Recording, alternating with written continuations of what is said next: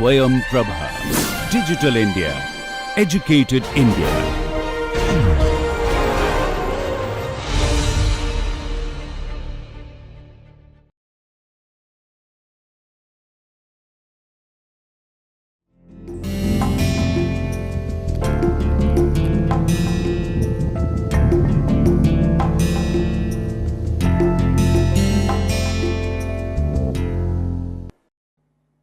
Welcome back to the course Computer Integrated Manufacturing. We have discussed FMS, Flexible Manufacturing System, then robotics, then PLC. In this lecture, I like to discuss the automatic identification and data capture. That is an important topic to be discussed. So, what is automatic identification? What is automatic data capture? Now, you all might be conversant of using QR codes. What is QR? QR is quick response. As the name suggests, it is a quick answer, a quick solution to what you want to do. You like to use your WhatsApp on the Windows platform, it will put okay WhatsApp web, just scan this code, you have to scan the code.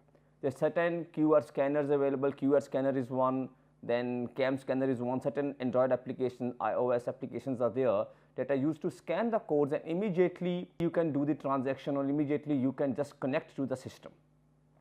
You can use your debit cards, credit cards to make the transactions in the bank. This is all automatic identifications. Now, what is happening here?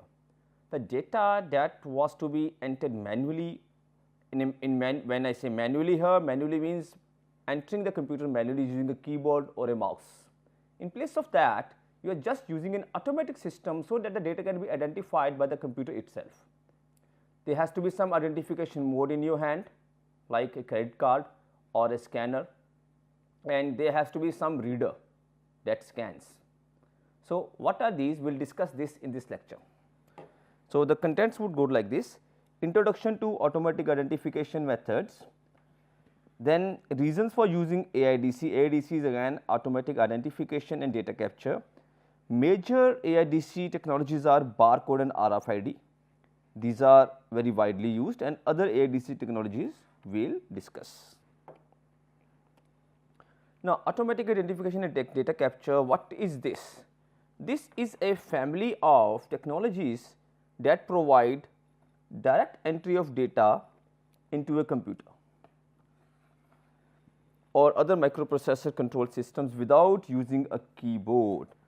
Now, many of these technologies require no human involvement at all. The data capture entry is completely automatic. It is automatic identification systems which are being used increasingly to collect data in material handling, in manufacturing applications.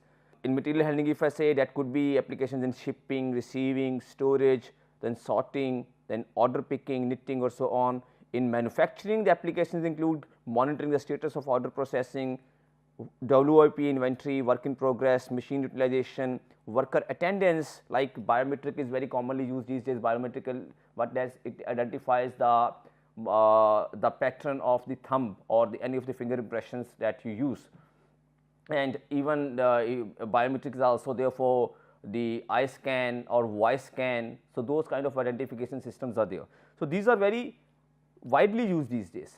So, what are the advantages or what are the reasons we use AIDC is: number one is data accuracy, number two is timeliness, number three is labor reduction. Now, what is the accuracy of data? Now, errors occurs in both data collection and data entry. There are certain sources of error when it is done manually. So, an average rate of error for the manual keyboard entry is 1 error per 300 characters. So, this technology AIDC helps to ignore or get rid of this kind of error that is there because of the manual data entry. Then time factor, as QR I just said, quick response. So, manual methods are inherently more time consuming than automated methods. So, when manual methods are used, there is a time delay between when the activities and event occurred or when the data on the status are entered into the computer. So, it is a big difference, like making the entry manually in a bank register. The time you made your transaction and the time when the clerk made the entry in the evening, that had been happening 20 years past. now the computers are entering the data instantly. The moment you go to the clerk, the moment you go to the transaction officer, he enters the data and your transaction can be immediately seen in your account. So, this is point number 2, timeliness, it is quick response. Third is labor reduction. Now, full attention of human workers is required in manual data collection entry. So, this is again associated with labor cost and so many things. So, these drawbacks are virtually eliminated when AIDC is used, that is data on activities, events and conditions are required at the location and the time of their occurrence and entered into the computer immediately shortly thereafter. So, these are a few, I would say, benefits of using AIDC. Now, problem with manual data collection, these I have just discussed, they are human errors when the data is collected, time factor, time between occurrence of activities and event of entry, associated data, manual methods are inherently time consuming, then labor cost is there, this is already discussed. Applications of AIDC, automatic identification has wide range of applications starting from the retail sales and inventory control, then material handling, that is shipping and receiving, sorting and order picking and so on. Then in factory operations like order processing, work in progress, machine utilization, then other applications like I just took the example of the bank transaction, and also in hospitals, patients identifications in hospitals, check processing in banks, security system and so on. There are certain applications. The components of AIDC. An AIDC system typically consists of 3 major components: data encoding, machine reading and scanning, and data decoding. What is data encoding?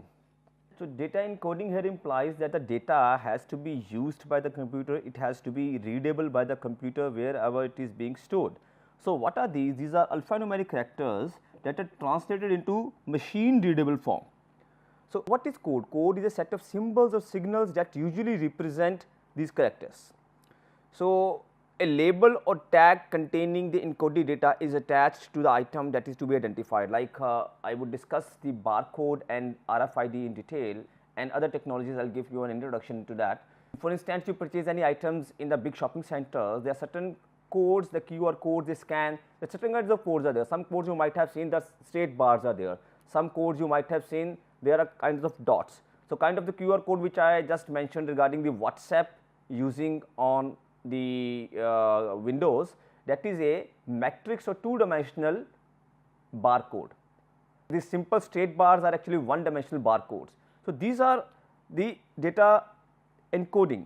So, data is transferred into alphanumeric characters. So, then machine reading or scanning is the second part. The scanner reads the encoded data and converts it into alternative form, usually an electrical signal.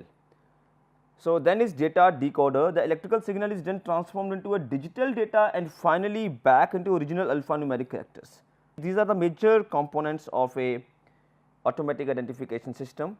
So, these systems can be optical, electromagnetic, magnetic and so on. In optical system, we have generally the barcodes. Barcodes can be linear and or 2-dimensional, optical character recognition OCR and machine vision. These are optical characters, I will discuss about these. Then electromagnetic, RFID, radio frequency identification is one of the major electromagnetic type of the technology. Then magnetic, as I took the example of the credit cards or any magnetic tape, wherever it is used, the data are encoded magnetically, similar to magnetic tape. Next is smart card. These are the plastic cards, those are embedded with microchips, integrated chips. So, integrated circuits are there. So, in these integrated circuits have more information than what magnetic tape could carry. Then touch techniques, then touch technologies is also there, like there are touch screens there which can identify, which can put the data into their memory, the touch button memories are there. Then biometric, voice recognition, fingerprint analysis, retinal eye scans. So, these are the major technologies. Now, measures of AIDC reading accuracy. The accuracy of the data that is represented there has to be high. There are 2 major measures for that.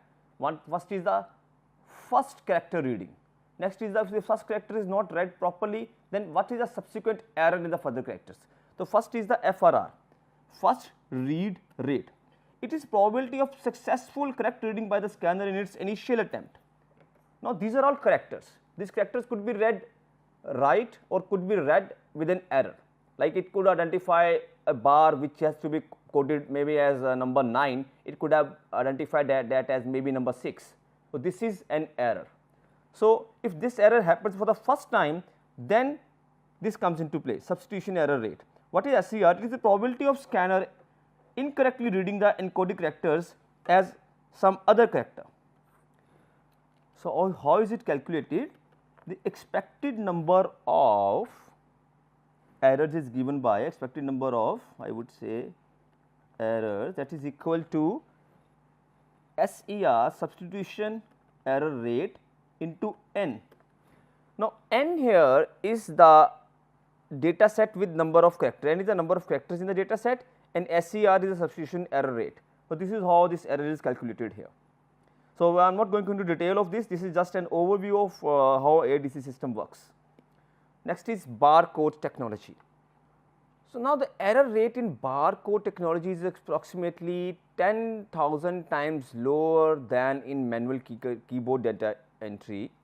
The error rates of the most of other technologies are not as low as barcodes, but are still better than manual methods. So, barcode is also too economical to use. The cost of using RFID technology is around 10 times of what barcodes is. They are widely used in certain applications. So, there are two major kinds of barcodes. Number one is linear, number two is two dimensional. In linear barcode, encoded data are read using a linear sweep of the scanner, and in two dimensional encoded data must be read in both directions. Both directions, as the name just identifies that linear and two dimensional, what does this mean? Now, what are the major kinds of linear barcodes? One is width modulated, another is height modulated. Now, width modulated barcodes are symbols that consist of bars and spaces of varying width. These are most widely used, that is UPC. I will discuss what is UPC and code 39. Height modulated. Now, this symbol consists of bars and spaces of varying heights. Now, these are majorly used in US Postal Service or zip code identification. Now, what are these? These are the kind of width modulated and height modulated linear barcodes. So, this is a width modulated barcode, that is a UPC. This is a height modulated barcode, that is a used by Postat in US Postal Services. So, what are these? In a width modulated barcode, these are used in retailing or manufacturing. The barcode consists of bars and spaces with varying width, with bars and spaces being highly contrasting in colors. The widths vary here. These contrasting colors are normally black and white. The patterns of bars and spaces is coded to represent numeric or alphanumeric characters. So, these characters, these bars might be representing these characters. These are numeric or alphanumeric. In this case, these are all numeric. It could be also be alphabets. So, this code is subsequently interpreted by a barcode reader. This reading action is done by scanning and decoding the sequence in which bars fall. The barcode reader itself consists of a scanner and decoder. The scanner emits a beam of light that is either automatically or manually swept over the barcode reader. So, this beam can be fixed. This beam of light can also be moving. So, if the beam of the light is fixed, that is known as fixed beam, otherwise it is known as moving beam. So, if the barcode, suppose this is the barcode, this is the barcode. So, the light is fixed. Generally in shops or the big malls, the barcode reader that you use or that you see is kind of a fixed beam. The beam does not move. When the beam light is also moving, then it is known as moving beam. Those are generally used when the product is also moving, like in conveyors, in we have told you the material handling systems, when the material is going in conveyors or it is being held on the hoist or so. So, the moving kind of scanners are also used. So, these are the major barcodes. This is the height modulated. The height here tells the different kinds of characters here. So, these are both the linear barcodes or single dimensional. Now, conversion of barcode into an electrical signal. How do we read barcode? Reading means the barcode is decoded here. So, this is sweep of light beam travels here. It is converted into an electrical signal here. This is electrical signal. So, this signal gives the information or transfer the information to the next step. Now, widely used barcodes, these are the general barcodes which are being used in the industry these days. As it was just mentioned UPC before, UPC is a universal product code. So, that is numeric only and length is 12 digits. It is widely used in US, Canada and grocery and other retail stores. So, this kind of barcode, as I just said, this is a UPC barcode. Other than that, majorly used barcode with alphanumeric kind of description is code 39. So, it is adopted by DOD, automotive and other manufacturing industries. There are certain other barcode like Postnet, code 128, code 93, code a bar. So, some are numeric, some are alphanumeric. So, code 93 is also very similar to code 39, but two majorly used here are UPC and code 39. Now, this is a subset of code 39. How does this look like? This is just an example here. So, this is USD2. Now, the reason this code 39 name given is to is that it has 9 elements, that is bars and spaces, which are used in each character, and 3 of the elements are wide. The placement of white spaces and bars in the code uniquely designates the character. Each code begins and ends with either a wide or a narrow bar. The code is sometimes referred to as code 3 of 9. In addition to the character set in the barcode, there must also be so called quiet zone, that is both preceding and following the barcode, in which there is no print. This might confuse a decoder. So, this is the major barcode. This USD2 is major AIM. AIM is Automatic Identification Manufacturers Association. So, this is a majorly used barcode by AIM. So, these are the few examples of the, you can see 9 bits. That is why it is known as code 39. I would better say code 39. So, next comes the barcode readers. The barcode readers comes in various configurations. Some need humans to operate them and other are just standalone and completely automatic units. So, these are usually classified as contact and non-contact. Contact readers are handheld vands or light pens or operated by moving the tip quickly past the barcode. Non-contact are readers that focus on a light beam on the barcode and the photo detector reads the reflected signal. So, the contact barcode reads contact, as the name suggests, it has to make a contact. The non-contact does not make any contact. The wand tip must be in the contact when we use the contact kind of barcode reader. The contact barcode readers are also available as portable units that can be carried around a factory or warehouse by the worker. They are battery powered and include solid state memory device which is capable of storing data acquired during the operation. So, data can be transferred to computer subsequently. It can be transferred using the cloud computing or maybe using some physical transfer method, maybe like the data card, the memory card or pen drive or so. The portable barcode readers often include keypads that can be used by the operator to input data that cannot be entered via barcode. So, non-contact barcode readers, I will discuss about them. So, what are contact barcodes again? It consists of handheld devices such as vands and light pens which are operated by moving the tip of the wand quickly past the barcode on the object in a document. This is the kind of a contact barcode reader. So, next is non-contact barcode reader. So, in this readers focus light of beam on the bar and the photo detectors read the reflected signal. It is kind of a fixed beam and moving beam.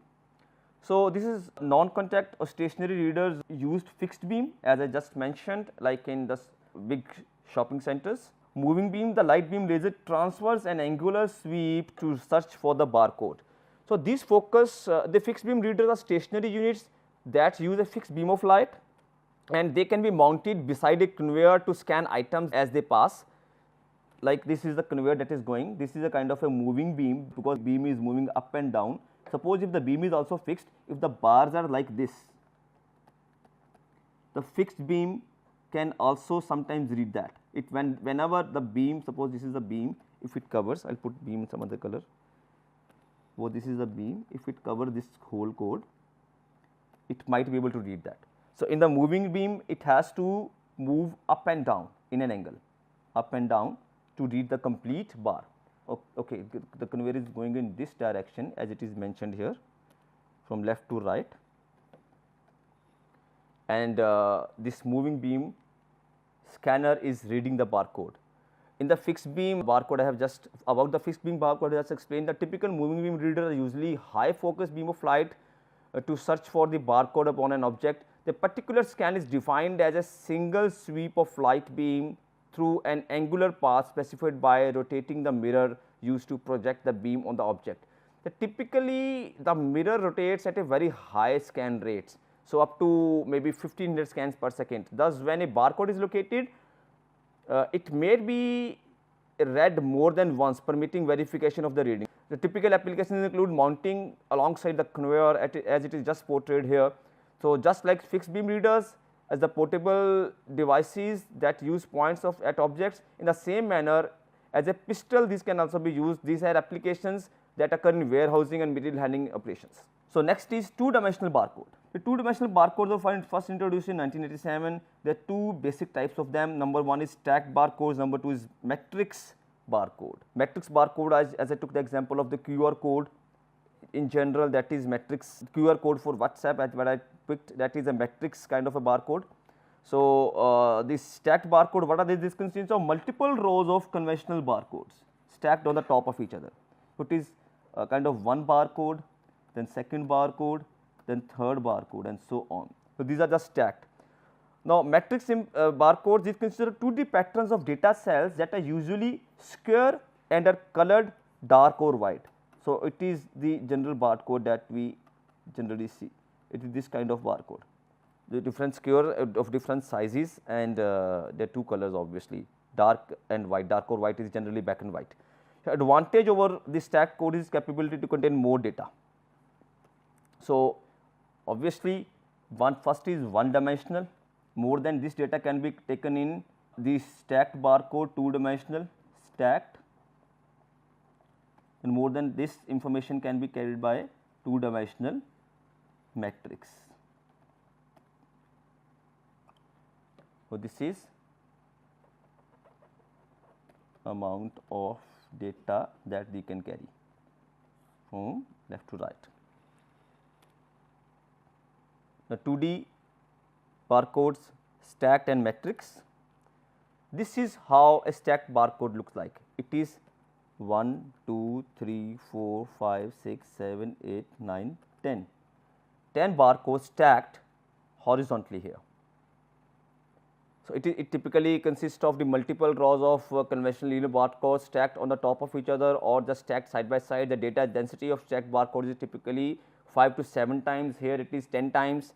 For the linear barcode 39, linear barcode 39, as I said 39, it is 5 to 7 times, generally 5 to 7 times the barcode is repeated.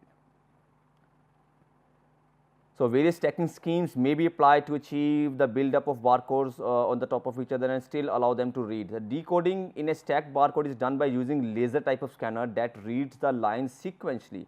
So, now some issues with barcode reading include keeping the track of different rows during scanning, dealing with the scanning swaths that cross between rows. So, swaths means the quiet period or the silent period is also there sometime. Then detecting and correcting localized errors that can also be printing defects, may be similar to one dimensional barcodes. So, there can be certain issues in this. Next is matrix barcode. This is how matrix barcode look like. So, it consists of 2D patterns of data cells that are usually square and colored dark and white. As I said, these contain more data. These are up to 30 times more dense than core 39. Core 39 is before, this is around 30 times more than what core 39 can create. However, there are more complex stacked barcodes and they require more sophisticated printing and reading equipment. The symbols must be produced and interpreted both horizontally and vertically in matrix kind of barcode, because this is an area that symbolizes the whole information. Recent advances have seen considerable improvements in matrix kind of readers, which are easier to set up and use, as well as being more robust and reliably operating under a range of conditions. So, these were the barcodes. Next major kind of automatic identification and data capture methods is RFID, radio frequency identification. So, what is RFID? RFID tags and their associated RFID technologies current a much discussed concept and represent great threat to the conventional barcode dominance. The only thing is that it is a little expensive, but expense or the cost is not too heavy. Like the barcode, typically the barcode cost, if it is suppose 10 barcode of size 1 square inch each can be printed in maybe 10 rupees, the cost of one RFID tag might be 5 rupees or so. So, the cost difference is around 10 times or so, but the applications is quite bigger, because generally what barcodes does, they do not store information much, they just transfer one kind of information to the other. Major information is stored in the computer, but RFID can also store information to some extent, but majorly information is stored by the computer itself. So, RFID uses an identification tag containing electronically coded data that is attached to the subject item. The tag consists of a memory, microchip and an antenna usually encased in a plastic container. Then tag is a transponder.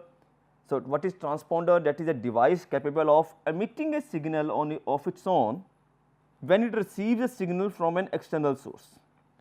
What is this? I will just explain. The tag communicates the encoded data by radio frequency as the item passes a reader and is activated by a low level RF magnetic field transmitted by the reader. Now, what happens?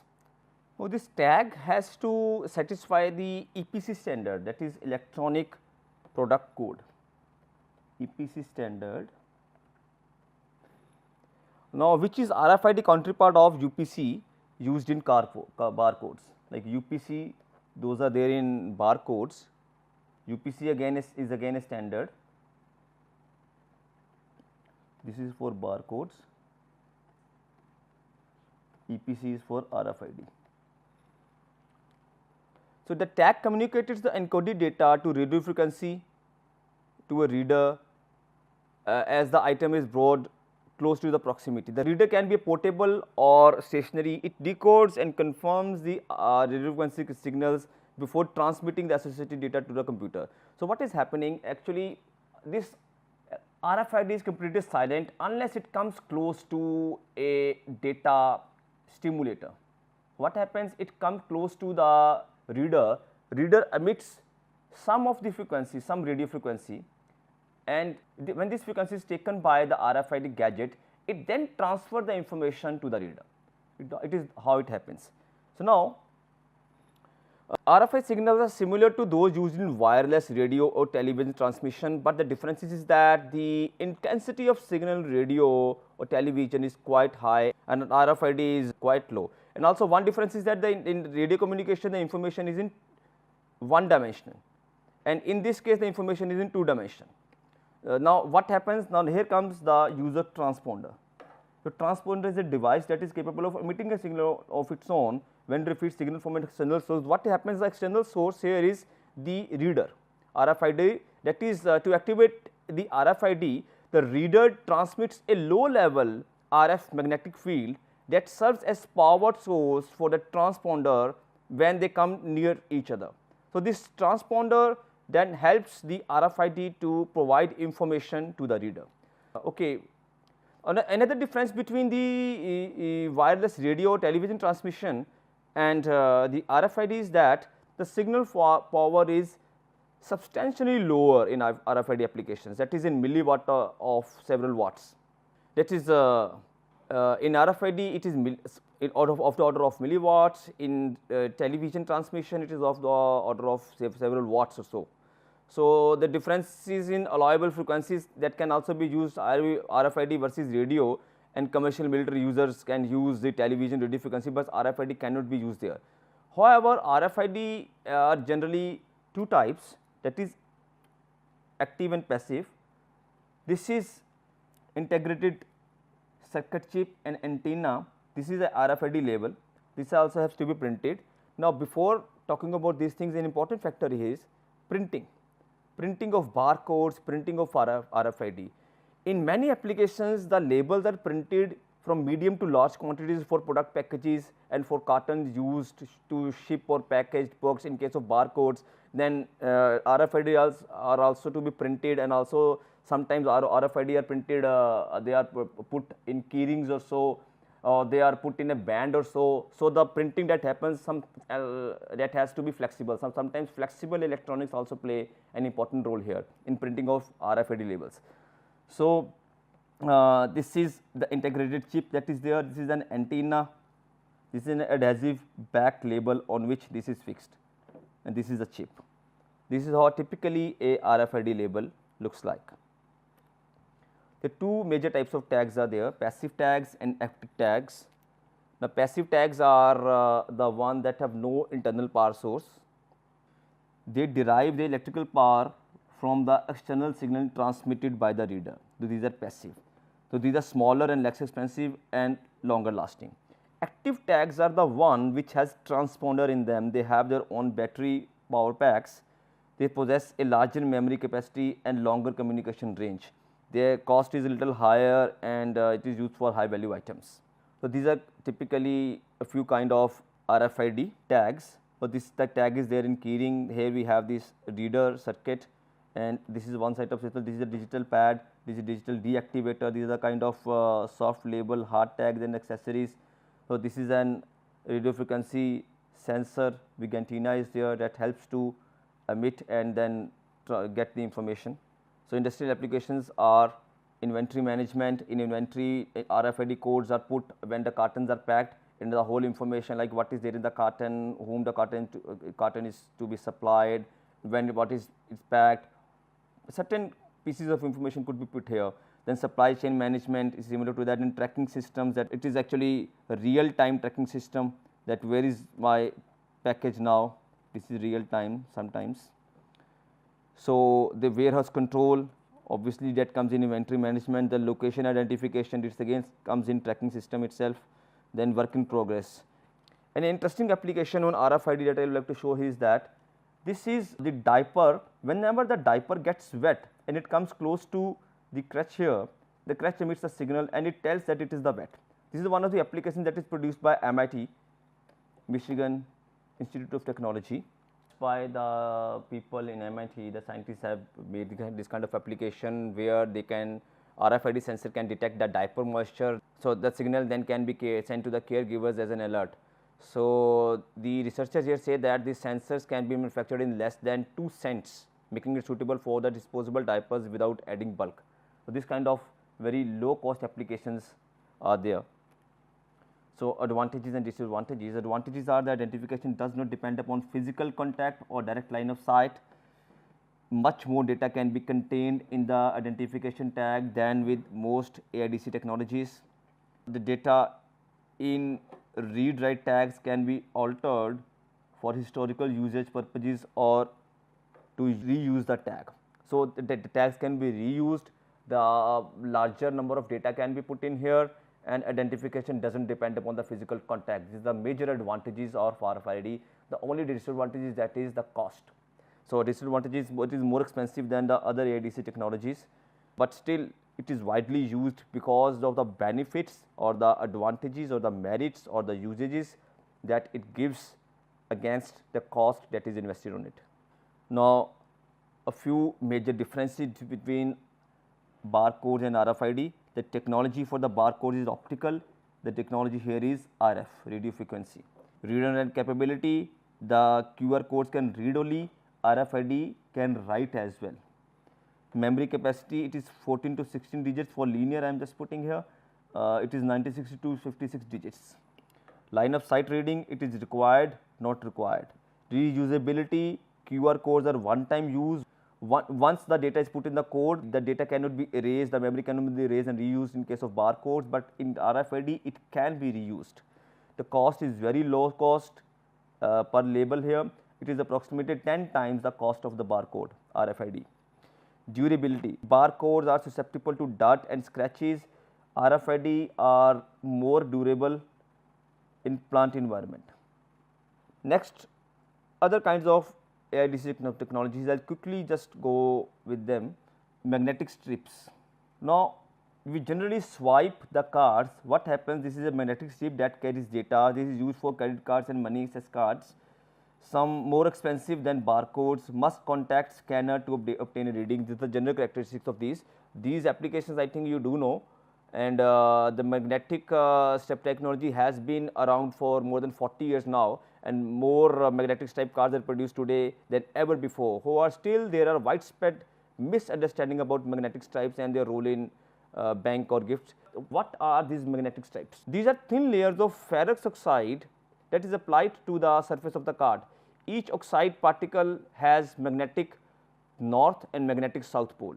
When first applied to the surface of the card, the arrangement of these particles is totally random. The stripe is magnetically neutral and said to be uncoded or blank. Now, when it is coded or when we add information to the magnetic stripe, the oxide particles are forced to align their magnetic poles in same direction. By periodically reversing the direction of the alignment, this encoding creates a pattern of transitions between north and south of the magnetic fields, which is the transition between north and south pole that are read as the data. It is read and it is interpreted as data. Similar to magnetic tapes, we have optical character recognition. These can be read by humans and machine readers. So, it is low first read rate. So, it is just used to read the data by humans, and the data is then converted, the character is recognized and data is converted into the soft form. Similar to that, machine vision is a very wide or big topic. Similar to machine vision, we have computer vision. When we talk about robotics or artificial intelligence, computer vision comes into play. Machine vision is principal application is in inspection, that is what is the distance between them, what are the number of components those are there, then it is used with 2D optical symbols. So, machine vision also has these kinds of applications. So, there is camera and sensor that is there. So, then machine vision system has some software algorithms, speed interfaces are higher, the lens is there, this is the lens here. So, this is the focal length and resolution of the length also determines what kind of range does it have, then illumination also has to be there. Then machine and environment, that is cycle time, feeding system, required space, all those things are to be considered. So, this is just a quick view of what are these major technologies. Now, a quick comparison between the technologies those I discussed. The two major technologies which I discussed are barcodes and radio frequency. Other than that, we have magnetic stripes, OCR, optical character recognition, and machine vision. This is manual data entry. Obviously, this would be slow, error rate is high, equipment cost is very slow. Barcodes, if I put into a categorical form and put them in low, medium and high, barcode could be put as medium in comparison to radio frequency. The time for radio frequency to enter data is fast. So, the time to enter data for magnetics and OCR kind of the systems is also medium, but machine vision is very fast. The error rate for barcodes and radio frequency are all low. For OCR, it could be medium. For machine vision, we cannot say, it depends upon the kinds of the machine system that is developed. Now, the cost of barcodes is low. The barcode 2-dimensional could be higher. It is better if I put medium here. And for radio frequency, it is comparatively higher. Magnetic stripes are medium, OCR and medium. Machine vision is very high because the complete setup has to be developed, and machine vision is generally used in a flexible manufacturing system or in a smart manufacturing system where the whole system is controlled by the machines, by different sets of the setups those use the machines. I will discuss about the smart manufacturing when I will discuss about the plant simulation software. Now, the advantages and disadvantages are listed here. You can just have a quick look on them. So, the majorly manual entry is low cost, these are high speed, and these are also high speed. So, you can just have a quick look on this. Now, to recapitulate, what we discussed in this lecture is what is automatic identification and data capture, what are its applications and alternatives, components and technologies, what is barcode technology and their applications, what is radio frequency identification, the types of CADs and their applications, radio frequency identification advantages and disadvantages. Then we compared radio frequency identification and barcodes. Also, we discussed about the other technologies such as magnetic stripes, OCR and machine vision. So, this is all about the automatic identification. We will meet in the next week and discuss more on the course Computer Integrated Manufacturing. Thank you.